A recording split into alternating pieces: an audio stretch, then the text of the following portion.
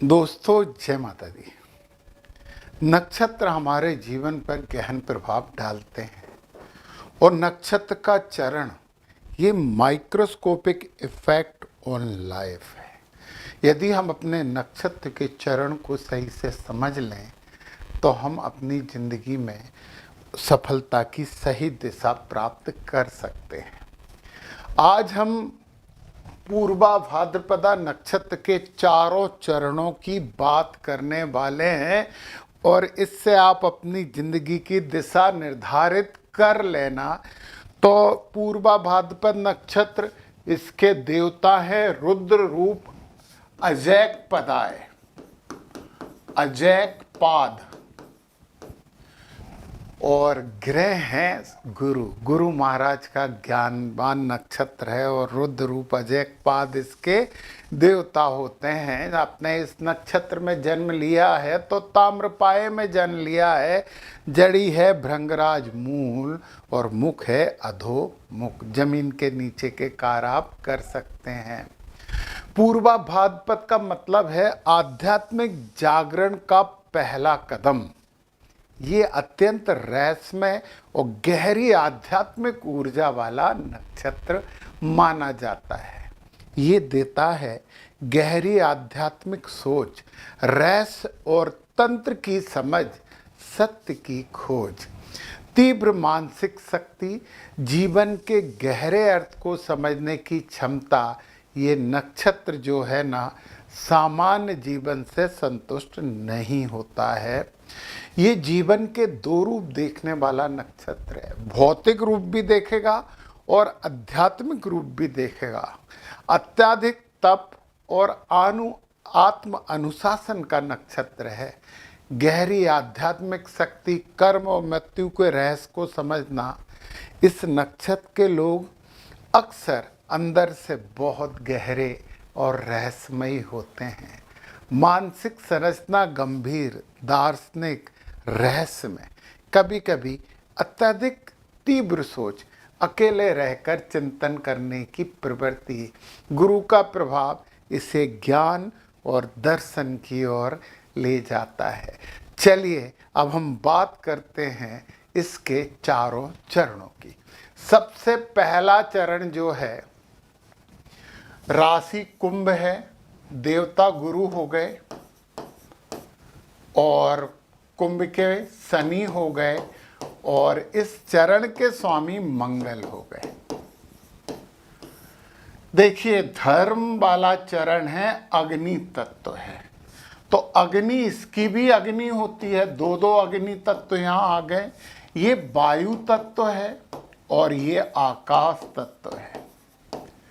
मैं आपको बताऊं, पूर्वा भाद्रपद नक्षत्र के जो कुंभ राशि के जातक हैं बहुत अच्छे जातक होते हैं, ज्ञानी होते हैं, कर्मठ होते हैं, ऊर्जावान होते हैं। अब अग्नि के कारण एग्रेशन, जल्दी से काम करने की प्रवृत्ति, लीडरशिप, कभी कभी अहंकार, कभी कभी क्रोध, ये सब आता है। परंतु सत्य निष्ठा से काम करने पर ये जो पहला चरण है वो बहुत फल जाता है, फूल जाता है और बहुत लाभ देता है। तो यहाँ पे हमें गुरु, शनि और मंगल, तीन ग्रह हैं जिन्हें हम अपनी कुंडली में देख के कहाँ बैठे हैं, कैसे बैठे हैं, किस राशि में बैठे हैं, इसके आधार पर उन्हें अलाइन कर लेंगे, समझ लेंगे। फिर भी गुरुओं का सम्मान करिए, बड़ों का सम्मान करिए। गुरु महाराज प्रसन्न, शनि महाराज छोटों को, छोटे कर्मचारियों को प्रसन्न रखिए, बुजुर्गों का सम्मान करिए। शनि प्रसन्न और मंगल, छोटे भाई बहनों से अच्छे संबंध रखकर हनुमान जी की आराधना करिए, आनंद ही आनंद हो जाएगा। अब हम चरण 2 की बात करते हैं। तो गुरु तो आएंगे ही और गुरु के साथ शनि भी आ गए, राशि के स्वामी, और शुक्र आ गए। अब ये आध्यात्मिकता और ये भौतिकता दोनों ही गुरु हैं और ये कर्मठता, अर्थ है धन कमाने के लिए काम करते हैं। ये पृथ्वी तत्व मतलब स्थिरता का द्योतक है। स्थिरता के साथ काम करने वाले इस चरण के जातक होते हैं। भौतिकता भी चाहिए, आध्यात्मिकता भी चाहिए, वो कर्म में भी ये किसी से पीछे नहीं हटते। तो गुरु के लिए मैंने बोला है, गुरुओं का आशीर्वाद लेके काम करिए, शंकर भगवान की आराधना करिए, शिव जी की आराधना करिए और लक्ष्मी नारायण की भी आराधना करिए। ये चरण बहुत अच्छा होगा। और ये अर्थ है, धन कमाने के लिए काम करिए, स्थिरता के साथ काम करिए, बहुत अच्छा चरण है। अब हम चरण 3 की बात कर रहे हैं। गुरु शनि दोनों आ गए, दोनों के उपाय मैं बता चुका हूं। और यहाँ पे आ गए बुध। अब ये बहुत बुद्धिमान चरण होता है, कम्युनिकेशन बहुत अच्छी होती है, बोलने में बहुत निपुण होते हैं, लोग सुनते हैं जब ये बोलते हैं, परंतु ये काम भौतिकता के लिए करते हैं, भौतिकता को ज़्यादा महत्व देते हैं। मतलब सीधी सी बात है, सुख सुविधा इन्हें चाहिए, परंतु आध्यात्मिकता भी चाहिए, भौतिकता भी चाहिए। बुध की बुद्धि इन्हें अच्छे कामों के लिए प्रेरित करती है। इस चरण के जो लोग हैं ना, उनसे सलाह दूसरे नक्षत्र वाले लें तो हमेशा फायदे में रहेंगे।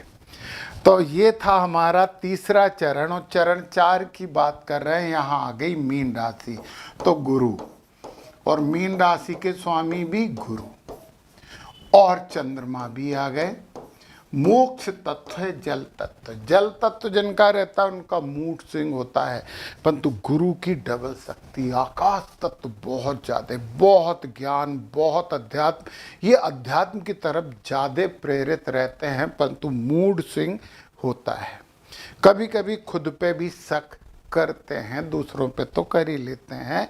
कभी बहुत अच्छा महसूस करते हैं, कभी बुरा महसूस करते हैं, परंतु ज्ञान के मामले में इनका कोई मुकाबला नहीं कर सकता। बहुत ज्ञानी होते हैं। चंचलता के कारण थोड़ा प्रभाव कम मिलता है, परंतु यदि बोलते हैं तो सुनना चाहिए इन लोगों को। बहुत अच्छा ये चरण है और बहुत अच्छा करते हैं। चौथे चरण वाले सबसे ज्ञानी होते हैं चारों चरणों में से। तो नक्षत्रों को आपको पूरी तरीके से समझना, अपना ज्ञान बढ़ाना, अपनी ज़िंदगी में सुख सुविधा बढ़ाना है, तो नीचे डिस्क्रिप्शन में मेरे ऐप की लिंक है और उसे क्लिक करके ऐप डाउनलोड करिए। और फाइनेंस एस्ट्रोलॉजी नाम का कोर्स है जिसमें नक्षत्रों को बहुत डिटेल से समझाया गया है, फाइनेंस भी समझाया, सर्वतोभद्र चक्र भी समझाया गया है। तो अपना ज्ञान बढ़ा लीजिए। बहुत अच्छे लोग हैं, आध्यात्मिक क्षेत्र में भी और भौतिकता के क्षेत्र में भी बहुत अच्छा कीजिए। जय माता दी।